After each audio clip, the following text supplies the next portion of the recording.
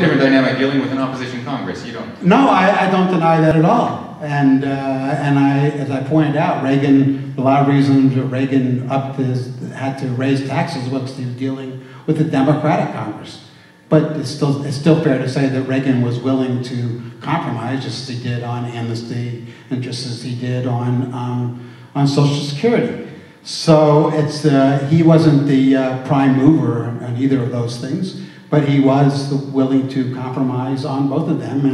And I just for one, am a believer that compromise is a good thing. I want to thank Jeff for making a point that I've been dancing around but didn't hit directly as I meant to, which is government can't lift the economy, but it sure as heck can trash it. And what we've got right now is the private sector sitting on assets and resources because it's such a risky environment. They don't know how expensive their employees will be in the future. You heard Steve Wynn's already infamous rant about the Obama's oppressive effect on the economy. Animal spirits will start to come back when people don't think there's a guy that wants to trash rich people and trash business and redistribute wealth. We had the lowest job creation in post-war America during the administration of George W. Bush. 9/11. Okay, we have time for... So with 9/11, that was the reason? What was the unemployment rate then? 9/11. 9.2. Lowest creation of jobs. There were the lowest creation of jobs. I think we also the economy collapsed in 2008. We need to define job creation too. Obama can purport to create jobs by taxing more. I'm not saying Obama. Okay, well, I'm not talking about Obama. No, but we're creating government jobs now, and I think his numbers. Yeah, but we're talking about George W. Bush and his tax cuts. 9/11, the dot-com bust, and the collapse of travel and tourism for all the... So Republicans have excuses, but not Democrats. So Obama doesn't get an excuse for a crash of the economy, one of the worst crashes in history in 2008. Okay. Almost 3 years later, and his medicine is killing the patient. All right, I got time for one last question. I want to get to the gentleman in the yellow shirt. Sir, I know you had your hand up as well, but maybe we can, I'm sure you can harass these guys on their way out the door when we're done. Last question, right here. Yes. The president's tax plan, his tax increase, is going to affect over 80% of small business owners who in today's economy are creating close to 100% of the net new jobs. How do you justify supporting that? And my follow-up is, why are the Democrats so dead set against, and including the president, against the cap cut and balance plan? Well, I'm against a 18% percentage cap on GDP when I just told you that Ronald Reagan in his 8 years was between 21.5 and 23.5. I don't think 18% is doable. I don't think you can have a Medicare plan the way you have it today if you have 18% cap. I'm counting on Medicare myself when I get to be 65. I want it to be there. I don't think it will be there if you have an 18% cap. So that's why I'm against an 18% cap. If that economic line keeps going up, the revenues will be there.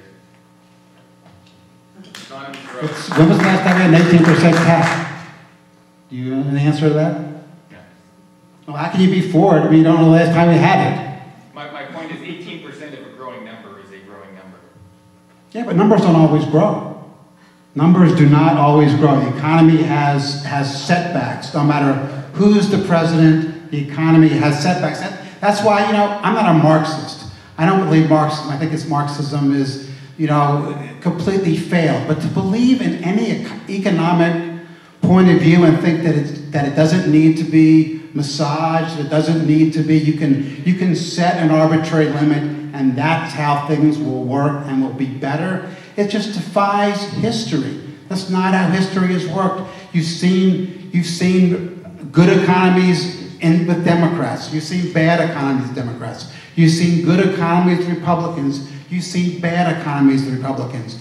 To suggest that, who is for a bad economy? Tell me one person. I don't know of any person anywhere. Why would he be for a bad economy?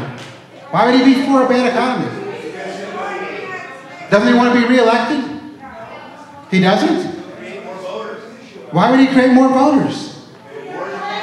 Hey, What percentage of people think are dependent on government? I'm sorry to interrupt. I want to thank Mike for coming, and I really tried to get more liberals and progressives to be here too, but there's a certain psychological burden of fighting with the crowd, so I mean, we understand he's left, we're right, back off a little bit. I'll kick him under the table. I do want to make one point though. Mike was making some fair points, but he was wrongly equating the size of government relative to the economy with the health of the economy. He says, who says 18% is enough? What if we need the economy, you know, what if somehow we want things to be better? What if the economy falters? That's a different issue.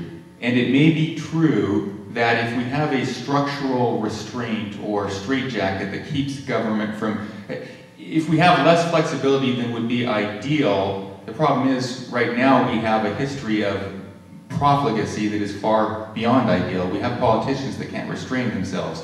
We have constituencies that demand spending, and maybe a structural restraint like a balanced budget amendment or a lock-in at no more than 18% of the economy, while not ideal, reflects human imperfection that we've seen other non-ideal consequences of overtaxing and overspending and overgrowth, and I'll go for a little bit of rigid limit on government for my money. Thank you. Yeah, the great percentage of Americans don't think that way. And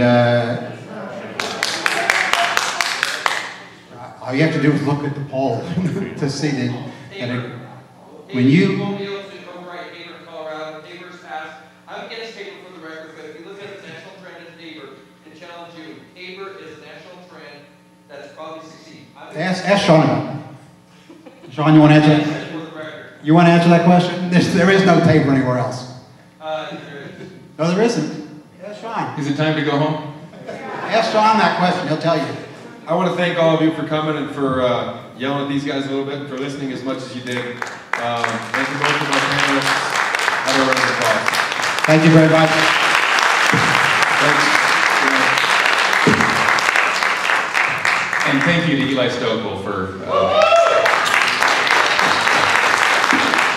Thank you, Northland Norseman. We'll get a discount for no air conditioning.